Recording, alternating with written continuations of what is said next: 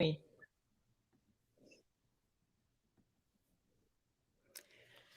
Hello, Facebook audience. We're going live in just a second.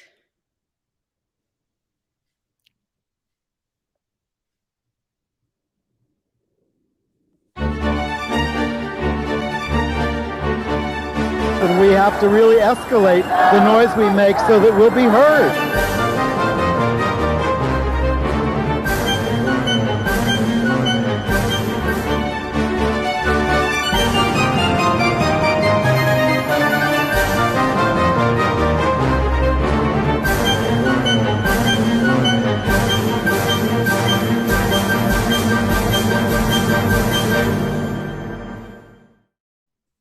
Hi, everyone. It's Gay USA, and I'm on the wrong side of the box because Andy is not here.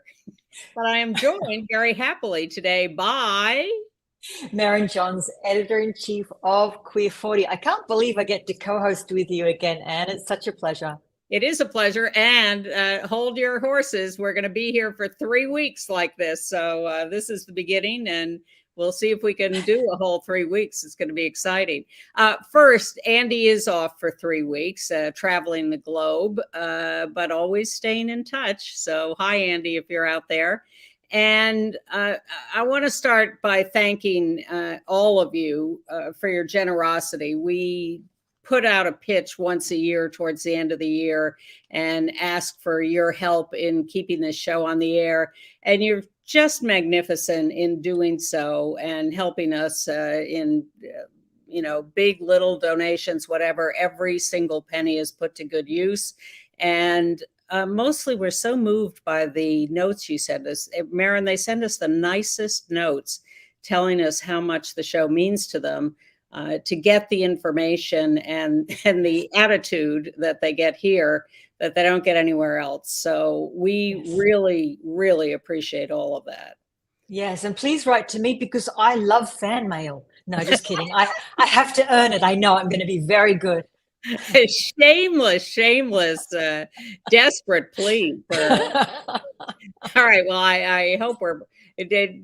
Tell us your email address and we'll put it up on the screen too. Not a chance. Well, look her up. You'll find her. You'll find her. Right. Well, we've got a chock full show today. We may need an hour and a half, but we're going to squeeze it all into an hour. Starting with the shocking news in the last couple of days that anti-LGBTQ protesters, those creeps who go around charging groomers and pedophiles, have invaded our neighborhood here in Chelsea in New York, a very gay neighborhood. And New York City gay council member Erik Bottcher, our council member, was personally attacked in the middle of this. And he is our guest in just a minute here on Gay USA. Now, Anne, are we skipping to the next headlines and yes, just doing a little variety? So while we're still in the area of New York, we have newly elected gay representative George Santos, the Republican from Long Island. Looks like he's lied about who he is. And you think that the Republicans might react, but no, they're going to keep him. We'll go into details. We told you last week that the U.S. House Committee was about to hold a hearing on anti-LGBTQ massacres at the Pulse and Club Q nightclubs. Well, they held the hearing and it was completely poisoned by Republican denials of responsibility for their violent anti-LGBTQ rhetoric. Yes, and in another example of the red rag for the bull, we had President Joe Biden signing the Respect for Marriage Act in what was a joyous ceremony on the White House lawn. But of course, there's been some reactions to that. Of course, but finally a little good news, and also good news. France has announced it is handing out free condoms and other health services to young people. And in some entertainment news, our own Ryan Murphy is going to be honored with a very special Golden Globe Award. They're trying to be very wacky this year to get some viewers back. Andy is away, but he has left us some reviews of Broadway plays. We'll share those with you. And we've got Anne, actually, not me, but Anne's going to be telling us all about what is so cool about HBO Max's show, The Sex Lives of College Girls, renewed for another season. Yeah, I've just finished binging season 2. Are you not watching that, Merryn? No, and I'm going to tell you why when we get to that segment. Oh, stay tuned for that. I can't wait to hear either. But first, we want to start with Erik Bottcher, who has been all over the news in the last couple of days. He is our local city council member here in Chelsea, out gay man for umpteen years. And he ran into some local drag queen story hour problems. But can we bring in Erik? Is he sitting there waiting to be brought in, I hope? There he is. Erik, can you tilt your screen down a little and get the top of your head up there? There we go. That's better. Hi, Erik. Hi, thank you for joining us. We're all New Yorkers here, so we have something serious to discuss. Erik, why is this happening in New York City? Well, this has been happening for a while in New York City. The drag queen story hours have been really attacked by this unhinged mob of people here in New York for quite some time. There have been incidents in Staten Island and Queens where these same individuals have stormed the libraries, and also they've targeted elected officials. Shaker Krishnan, his home was targeted by these same individuals a few weeks ago. So this isn't new, but for me, I attended this on Saturday, the drag story hour at the library on 20th between 5th and 6th. And let's show that picture, Rich. Yeah, let's take a look. Of this dangerous event. If we can, now the drag queen story. Whoa. I am outside the House School Library in Chelsea, and I want to show you the face of hate right here in Chelsea. Remember, there's only 2 genders, transgenders against groomers. I'm Reverend Gemini. Are you for NAMBLA?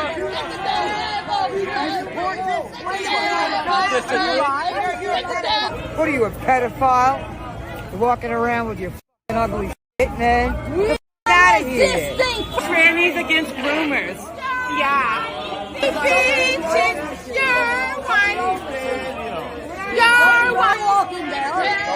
Right in Chelsea, everyone.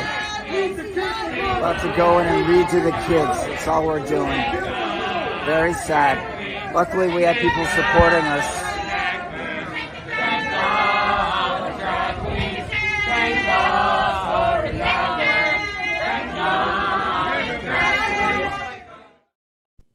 Holiday season in Chelsea. No kidding. So that was the beginning of like 72 hours of chaos for us, because I filmed them. I put that video up, which went viral. I don't think that a lot of people had seen that kind of vulgar hatred like that. And the fact that it was in Chelsea really shocked a lot of people. And over the weekend, I started getting calls on my personal cell phone, like threats on my personal cell phone. And yesterday, they came to our office, our district office in Chelsea, and got up to our floor and tried to get into our actual office. They were banging on the door and screaming and yelling for like half an hour. It was really vulgar, unhinged conspiracy talk, groomer this, groomer that. And when they left, they vandalized the office walls. That happened in the afternoon. In the evening, I was over at CBST at a menorah lighting. I put my phone in my pocket, and as I'm walking out, I had all these missed calls from my neighbors in my building, various neighbors, and I knew immediately that meant that they had gone to my home. And we have a picture of what they did outside your home, right outside the front door. Erik Bottcher is a pedo child groomer. Charming. Can I ask, when we talk about they, and we talk about them as a group, and they certainly did look unhinged, are these people LGBTQ identified? Apparently some of them are. I'll just add though that last night, some of them gained entry to the building, and 2 of them were arrested. My super intercepted them in the lobby, thank goodness. And the precinct, the police were called. They came. They arrested 2 of them, and apparently one of my neighbors on the block was basically assaulted by them. Tried to, stopped to confront them when they were going into the building, and there's video of that. So some of them are, believe it or not, and one of them is trans. And what I believe is that they are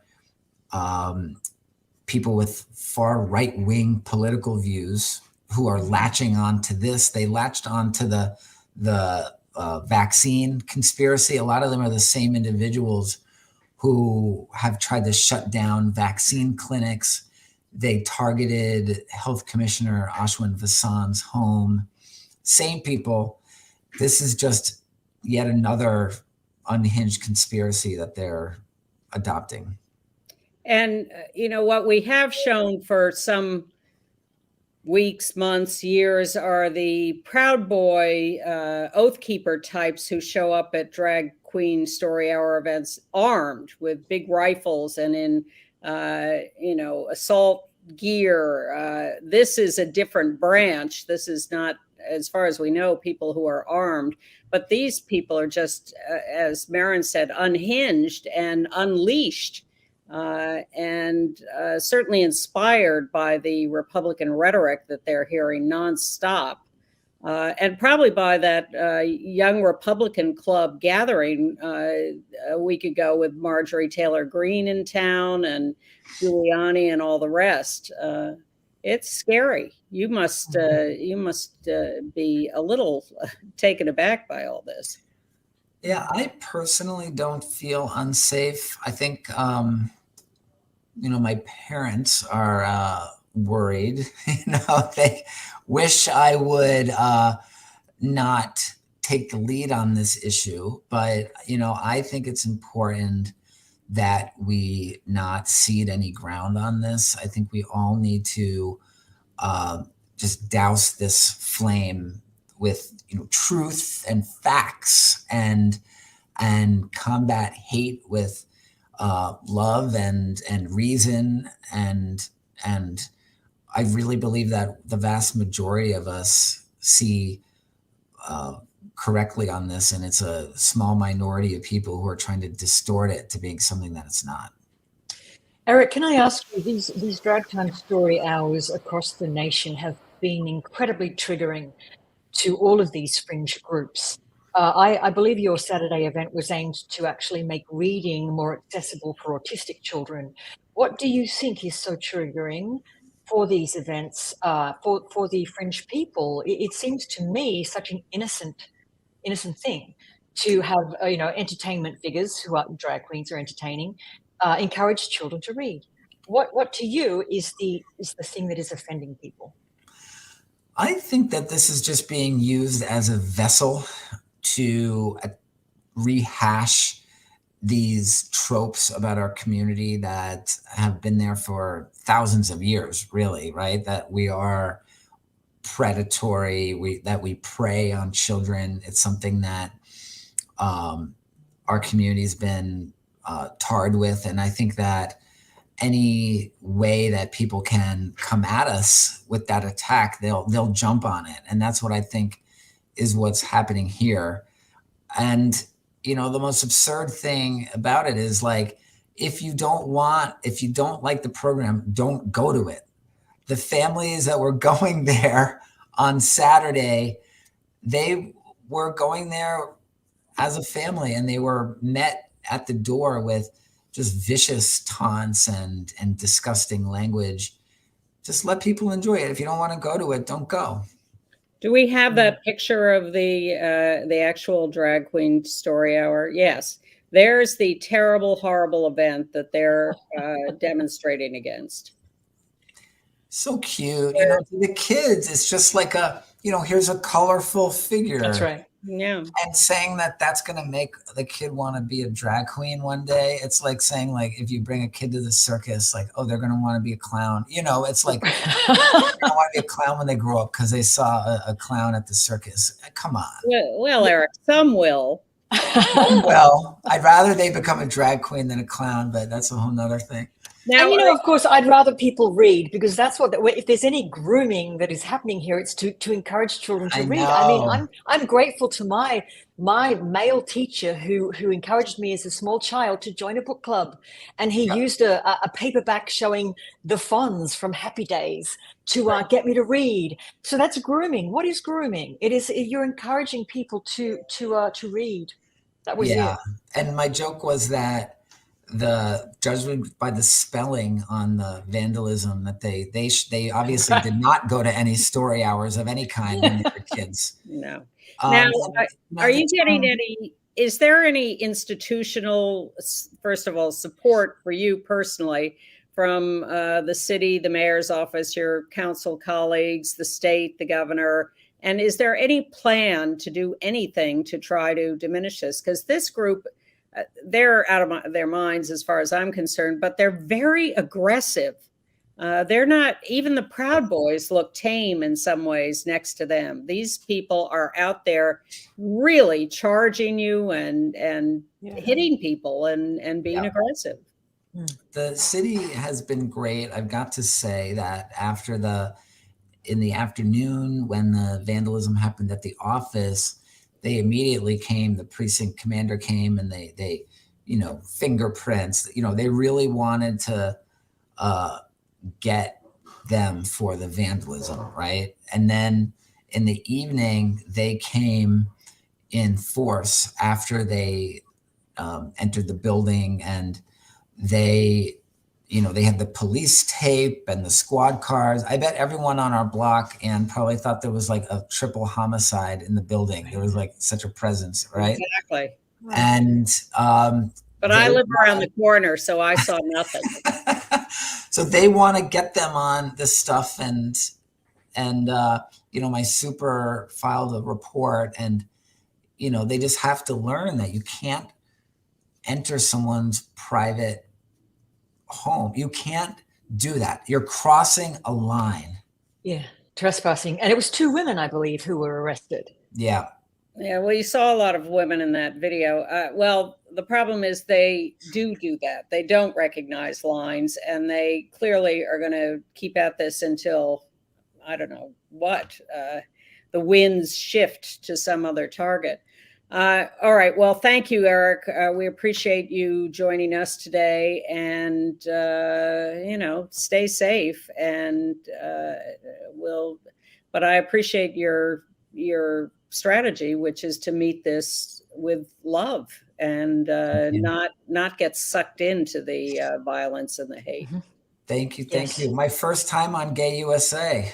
Oh my God, that's shocking. You'll be back. Well, I have to ask you one more question. You've succeeded Corey Johnson in this seat. You haven't been in office that long. You're a whirlwind of activity. How are you liking the job? I love it more than I even thought I would, actually. You know, as you know, I was a staffer before, so I didn't know how different it would be. And it's just so different getting to, you know, set the agenda and just charge ahead on so many different issues at once. And the feedback's been great. And it's only been 1 year. So I'm really excited for the next few years. Okay, well, hang in there. We look forward to that too. And thank you again for coming here. And yes, you will be back, perhaps weekly. Thank you. Thank you so much. Thank you. Wow. So nice. It is. It's just shocking when you see how aggressive they are.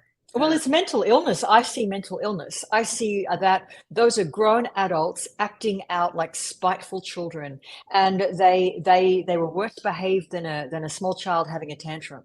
So I would urge anybody there to go and get some professional help. And I would urge people who encounter them to keep your distance and don't put yourself in danger by getting too close. Yeah.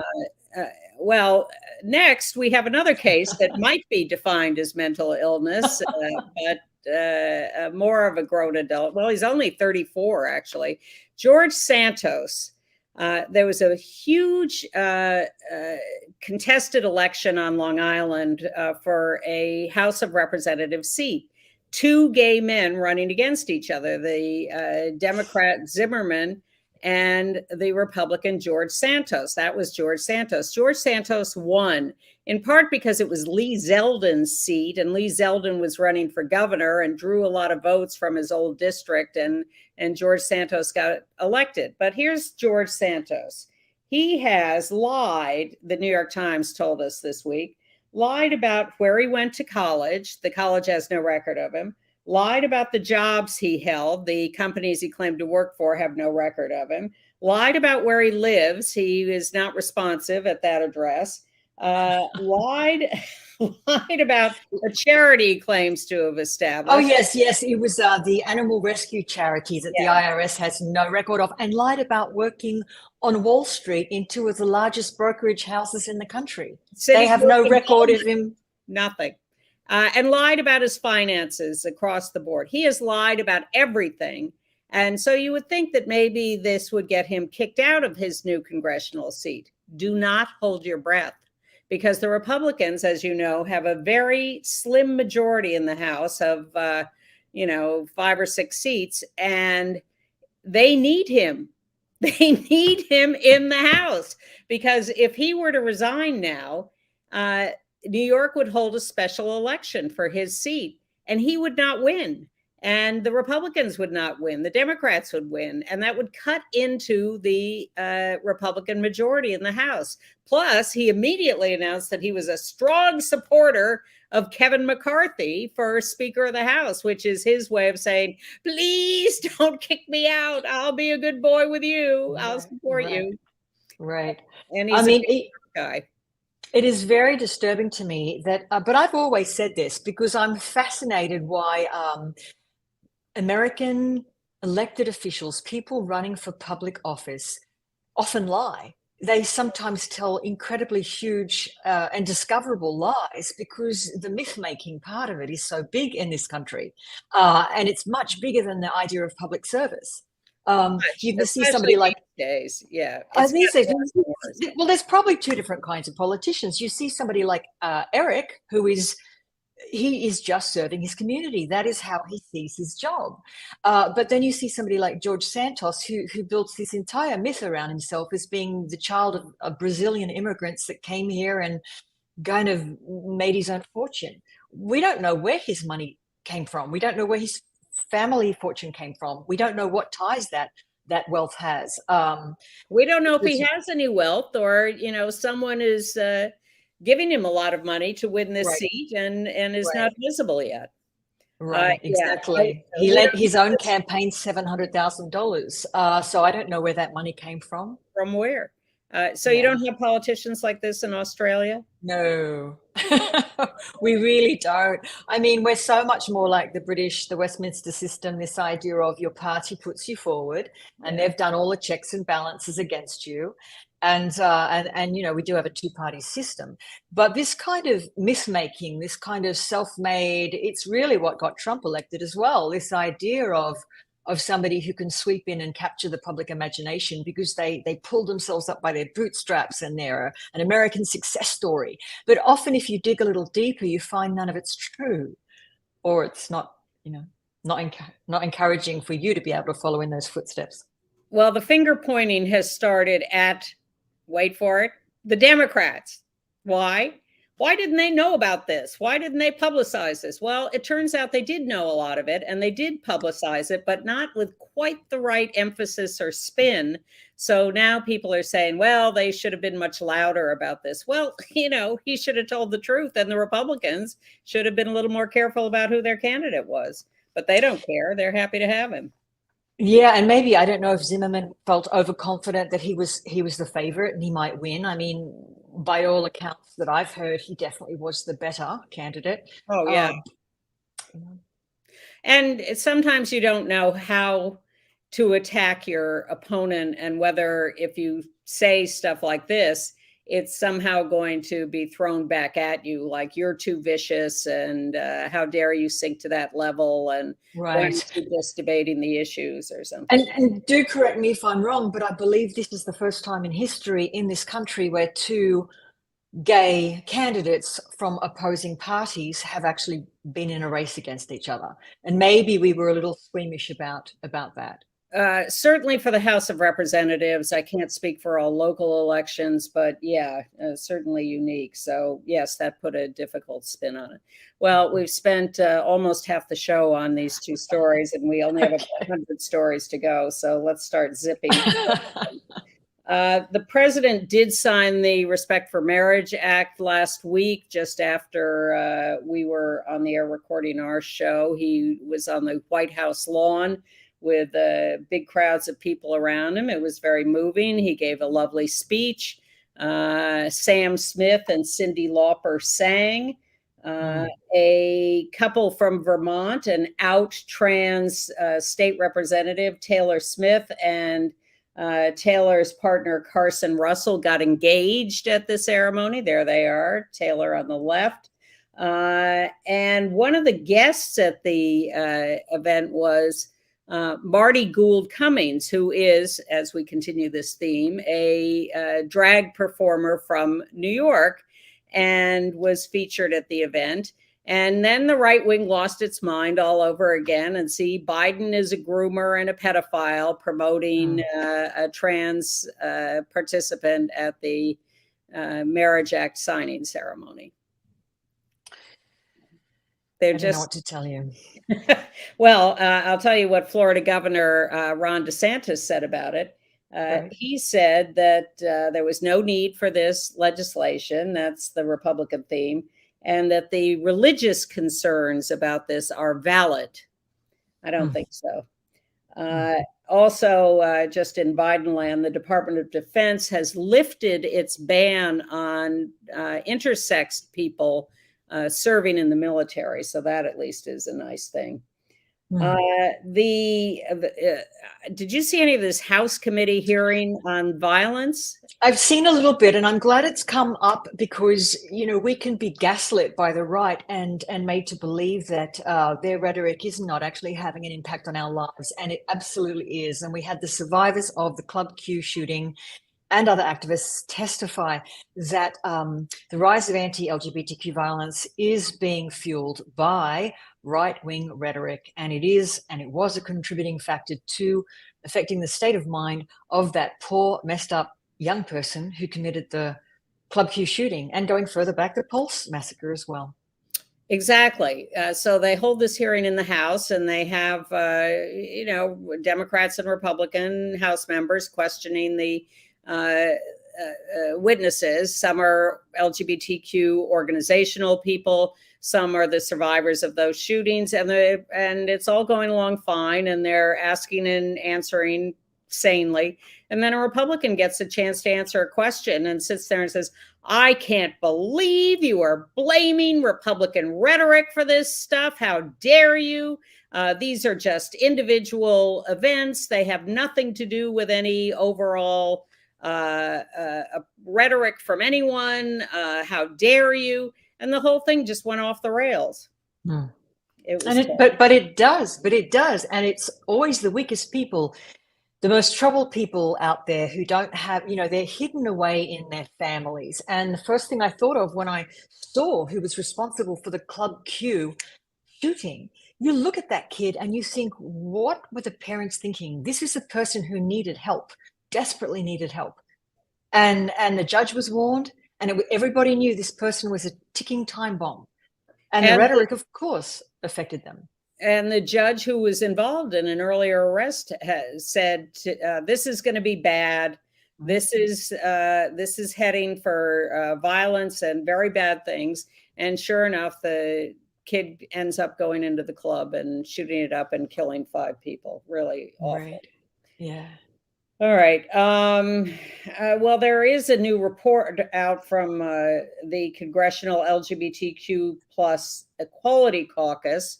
It's their inaugural report on the condition of LGBTQ people in the US. It talks about education experiences, economic security, healthcare, housing. So that report is available if you're interested. I think it's terrific, great reading, and I think it's David Cicilline has had a lot in pushing this through again. He seems to do a lot of work for our community. I'm very grateful. Meanwhile, while all this was going on and the Marriage Act was being signed, the Log Cabin Republicans were having their annual celebration at Mar-a-Lago.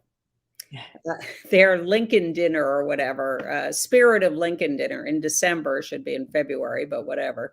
And Trump gave a speech and says, "We're fighting for you. We're fighting hard for you." No, you have to explain to me, because I don't really understand the Log Cabin Republican idea. They can be dancing to YMCA and the Village People on one hand, and then people who think like them can be sending crazy folks to attack a drag story hour. It feels to me like they're actually dissociating their own identities from what's good for the community. I wish I understood any of this more deeply. Maybe it's money. Maybe it's just all about money. And association with celebrity. But you're right. In San Antonio, Texas last week, members of the Log Cabin Republicans joined armed extremists, we're talking Proud Boys, Oath Keepers, those types, at a protest of a drag show in San Antonio, a drag queer Christmas, calling it immoral and inappropriate for kids. Luckily, 150 saner people showed up as counter protesters. But these skirmishes are now taking Chelsea, San Antonio, everywhere you look. There are now these conflicts between the armed right-wingers and the peace-loving left-wingers going at each other in the streets. And sometimes it devolves into an actual fist fight, and sometimes the cops keep them apart. But this has become a weekly, if not daily, event across the country. I find it very strange, because drag queens, all kinds of female impersonators, have been entertainers for hundreds and hundreds of years. Oh, yeah. And we had a very famous movie in Australia called Priscilla, Queen of the Desert, some time ago. There weren't any protests. Yeah, there weren't protests and bloodshed and violence around this form of entertainment. And I wonder whether or not, excuse the phrase, but do you think that these drag queen story hours are somehow the straw man now for the transgender rights movement? And it's really a kind of like a fetishistic, a transference of anger onto something that's actually completely irrelevant. Yes, absolutely. And the right wing is notorious for many, many, many decades of picking a scapegoat who will distract from the fact that they have no agenda. They have no policy prescriptions or solutions on everything from inflation to I don't know what, but they're just out to lunch on anything sensible and real. And so they pick out these straw men and hammer away at it. And luckily, it didn't do them much good in the midterm elections. They really did forego talking about issues, and they talked about trans kids and groomers and pedophiles, and they lost a lot of races because of that. Yeah. And speaking of trans, should we talk about, unfortunately, we are not going to see the end of this year without more trans murders? Sure. Yes, if our director can go a little out of order on the pictures. In Phoenix, Arizona, a trans woman, Kaylee Love Light, 27 years old, was found shot in a car with a man who she had managed to stab as he was shooting her. She was Latino. She was well known as a defender of non-binary and trans people. She was an avid, voracious reader. And this is yet another senseless loss of life and loss to her community. And that was reported by Sue in Pittsburgh. Thank you very much for your excellent work. She is the main person keeping up with these deaths. I believe we're at number 40 for the year. We have a Black trans man, Marquis MJ Jackson, 33 years of age. He was killed in Philadelphia. I think the police are calling this a homicide. He was found in a backyard with an injury to his face and trauma to his head. So it looks like somebody did definitely attack him. He was known for his interests in fashion, music, martial arts, very involved in his community. He was involved with the William Way Community Center in Philadelphia. More and more what we hear from these terrible, tragic stories of trans people being murdered is that they were very involved in their communities in various ways.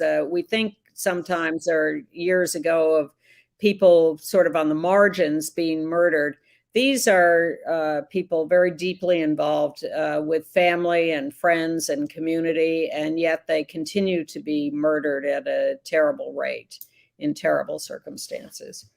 One good piece of news for the trans community in Ohio. The legislature there rejected a proposed bill that would have made it illegal for trans girls to participate in school sports. They did, however, pass a voter suppression bill, but they did the right thing on the trans girls. And in Connecticut, a federal court there, let me just get to this, upheld a lower court ruling for trans school athletes, rejected the challenge by some cis girl plaintiffs who've been trying to litigate this for years. The cis girls had claimed that the presence of the trans girls competing deprived them of the right to be champions. But in fact, they have beaten the trans girls in competitions. These are track competitions a number of times. This is, right. They are not, the trans girls are not sweeping away everything. Yeah, it's a flawed argument, isn't it? It is, but that doesn't stop them. Rationality is not leading here. I'm looking at other things. Watch out for this. The Attorney General of Texas, Ken Paxton, who's certainly famous on this show, put out a call. He went to all his state agencies and said, I want a list of everyone who has transitioned in the last 2 years. That makes my blood run cold, that anything like that is terrifying. That we could actually have that happen in America I don't like the precedents historically of that kind of thing. And he has not announced why. Everyone is chilled to the bone, worrying about what he's going to do with this.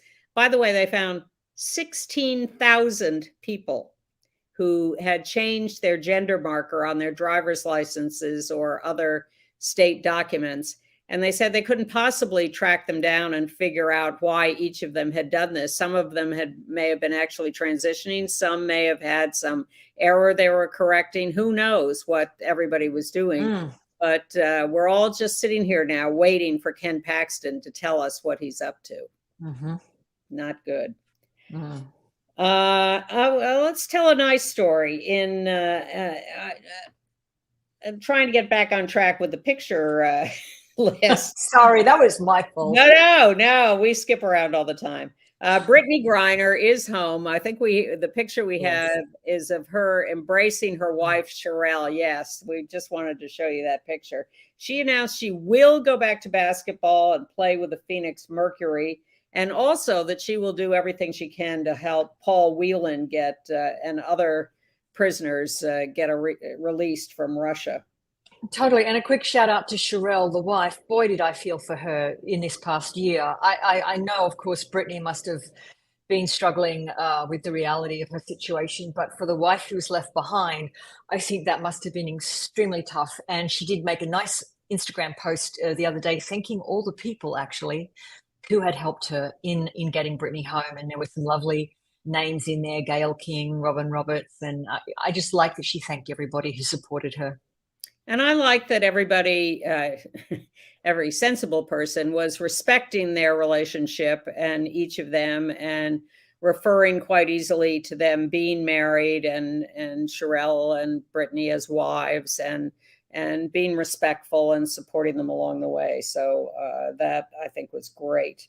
All right, a couple of other good news stories. Nancy Pelosi, on her stepping down from the Speaker's chair in the House, has appointed Representative Mondaire Jones from New York, who got aced out of his House of Representatives seat, to the U.S. Commission on Civil Rights. That's a 6-year term, and he can do a lot of good there, investigating civil rights abuses. So thank you to them for that.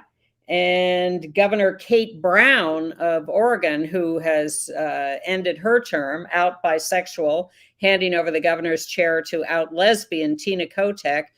Governor Brown has commuted the death penalty sentences for 17 people in Oregon.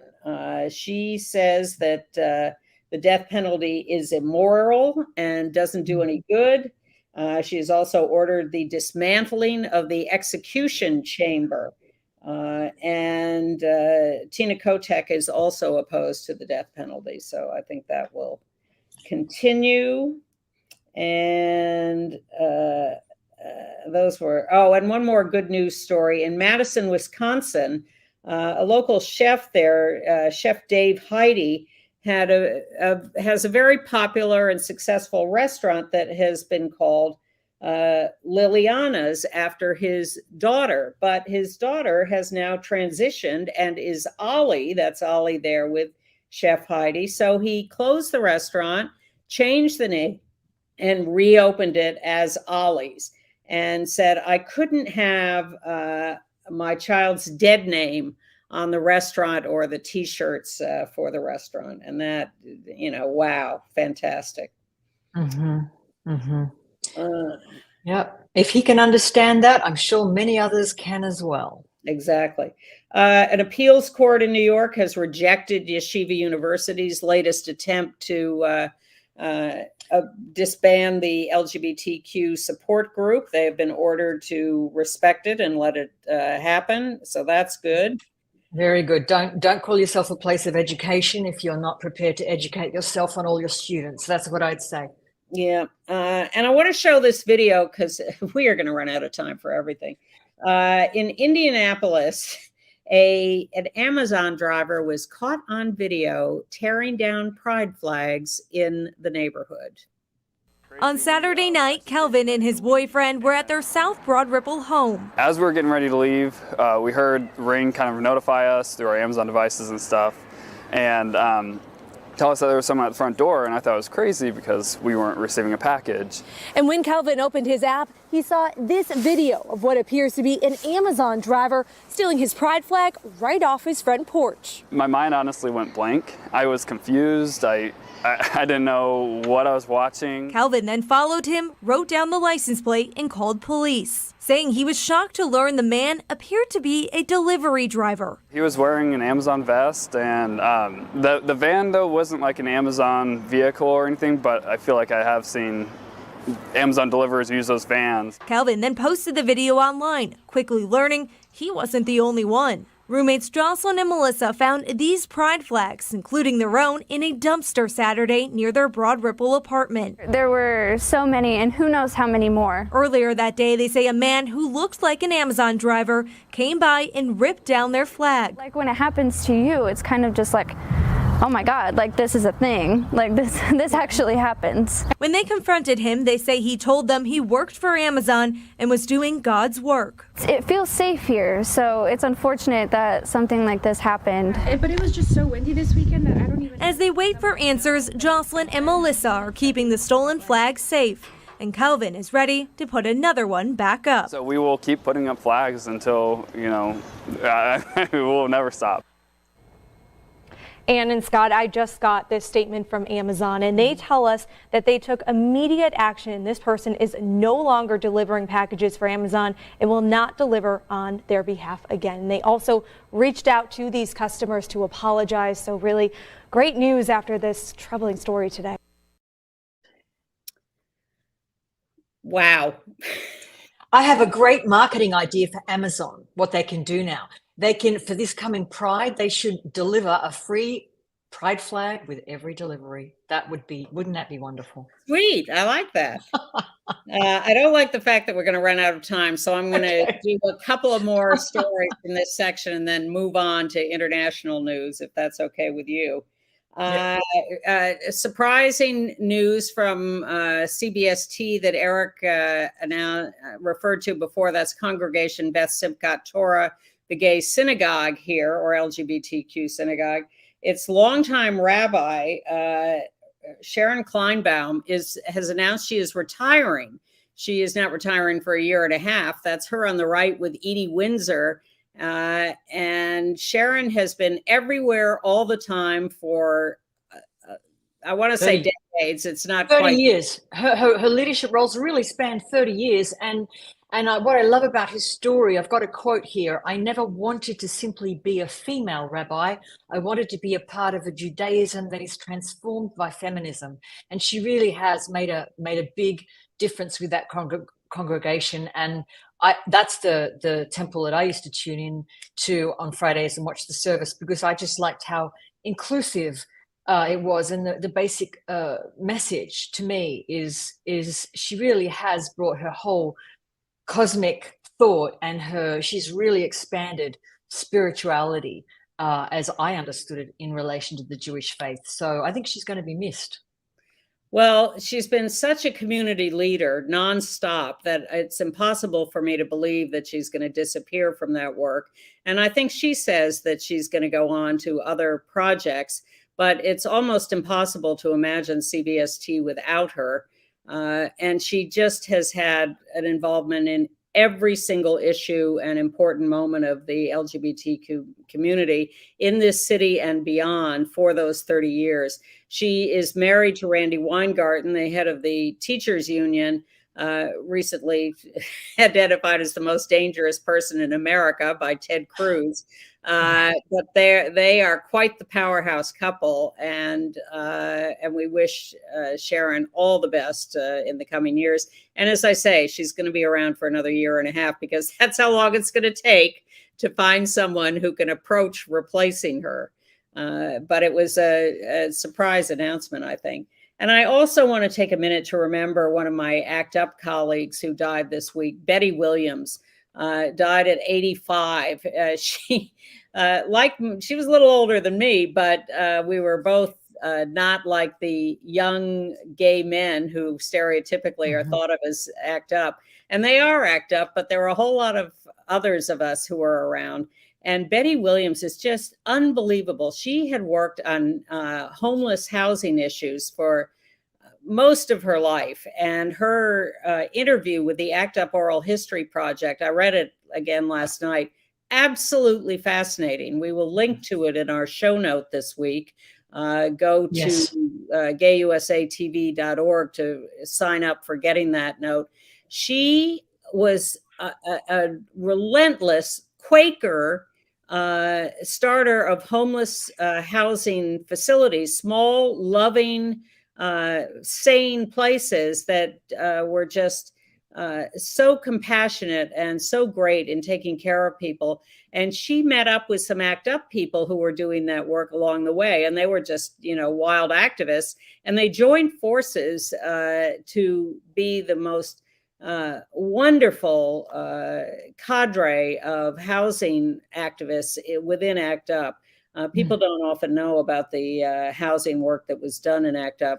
Betty Williams, a treasure, a hero, an angel, will be sorely missed, but just heroic in all the work she did. Absolutely. Please do read that interview, listen to the video. The interviewee is Sarah Schulman, who's contributed so much to that body of knowledge. And listen also to what Betty says about the Haiti situation with HIV and the illegal testing for HIV of hundreds of Haitians. It's really recent history that we should never forget. So I'm glad you had a chance to look at that. And Sarah, of course, with Jim Hubbard, they were the creators of the ACT UP Oral History Project, which I at first thought was, oh, don't bother with that. What a waste of time. No one's going to want to no one's going to care about the history. Well, it's genius. It is genius. ActUporalhistory.org. You can lose yourself in that for days. All right, international news. Well, first, the headline, France announced that it is going to hand out free condoms in pharmacies for people 25 and under in an attempt to stop sexually transmitted diseases. They're going to start doing that on January 1st. They're also going to offer free testing for sexually transmitted infections, except HIV, for people under 26, and free emergency contraception for women. That's, I think, post-exposure contraception. And more bad news from the Middle East. Just as we were luxuriating in the joy of the World Cup, we found out that Qatar, Saudi Arabia, Bahrain, and Kuwait are continuing to arrest homosexuals and deporting massage parlor workers. Thanks. And that's in addition to the conversion therapy center in Qatar that was located just minutes from the World Cup final stadium. Really depressing. And marriage news from across the globe. 4 couples in India have asked the Supreme Court to legalize same-sex marriage. The government is opposed to this, but they expect filings on this are due by January 6th, and people are pretty optimistic about the Supreme Court. In Poland, a lesbian couple married in Germany have had their marriage rejected by Poland. They are Polish, but they went to Germany to get married. They will appeal to the European Court of Human Rights, but Poland is fighting this tooth and nail. Yeah, I mean, good luck, but it might help pick away at these LGBT free zones. There's almost like 100 of them, I think, scattered throughout Poland, all the counties that won't let that be part of their public community. So Look, we will see. The marriage movement here took years and years and had to be done city by city, state by state before we finally reached critical mass and were able to legalize it. And we're worried about it being illegal from our current Supreme Court. So none of this is easy, but I firmly believe this is a worldwide movement that is going to continue to move forward. Jamaica, the Inter-American Commission on Human Rights is going to hear a marriage case from Jamaica. A marriage bill has been introduced in the parliament in Greece. And the British Virgin Islands are going to hold their first ever public referendum. And the subject is same-sex marriage or domestic partnerships. The government is opposed to marriage and opposed to courts deciding. They want the people to vote. Be careful what you wish for. All right. Do you have any AIDS or other health news we should be looking at? I don't have anything current except mentioning Betty, but that's it. Exactly. So entertainment news. Well, we told you that Gerard Carmichael will be hosting the Golden Globes in January. And we've now heard that Ryan Murphy, the great prolific producer of many wacky gay productions in television and movies, is going to get the Carol Burnett Award. Really? And he produced Dahmer, one of the things he produced this year, that has 4 Golden Globe nominations. That sort of is in line with the historic Golden Globes. Yeah, I mean, that's all sort of controversial. I haven't been able to get my head around whether or not the LGBTQ tag was justified. But, Murphy did say that he was upset that Netflix removed the tag. He did think it's a genre issue for us as a community. So this is all rather interesting and controversial. We'll see what happens when he gets the award. Should we read Andy's Broadway reviews? Do you happen to have them in front of you? I do. Shall I skip through them quickly and tell you what? Andy goes to the theater. I'm very jealous, Andy, that you don't ever ask me to be your +1. I'd like you to consider it. I'm actually really good company. Absolutely, because I won't go to 99% of them. So yes, you're next. Oh, but I'm not such a great date, Andy. I'm sorry. No. So Some Like It Hot. Better than me. Better than you. Well, now Andy says Some Like It Hot is going to please those who like old-fashioned Broadway musicals, and that there are some things for those looking for a contemporary twist on a movie comedy favorite. Strongest are the cross-dressing leads Christian Ball and non-binary J. Harrison Gee. he thinks some of the supporting roles are less successful. He has a lot of thoughts about Ohio State Murders, which is the Broadway debut of 91-year-old Black playwright Adrienne Kennedy's. And it deals with the terrible racism she faced as an undergraduate in this country in the 1940s. It's an important piece starring Audra McDonald, who we love. She's in the lead. And that's what I've heard too, that go see it just for Audra. And the collaboration, which it stars Jeremy Pope as Basquiat and Paul Bettany as Andy Warhol. To me, it looks terrific. I haven't seen this yet myself, but Andy says this is often very funny and sometimes wrenching, and it touches on many of the bases of their lives, sometimes a little too neatly, but hey, that's biography, I guess.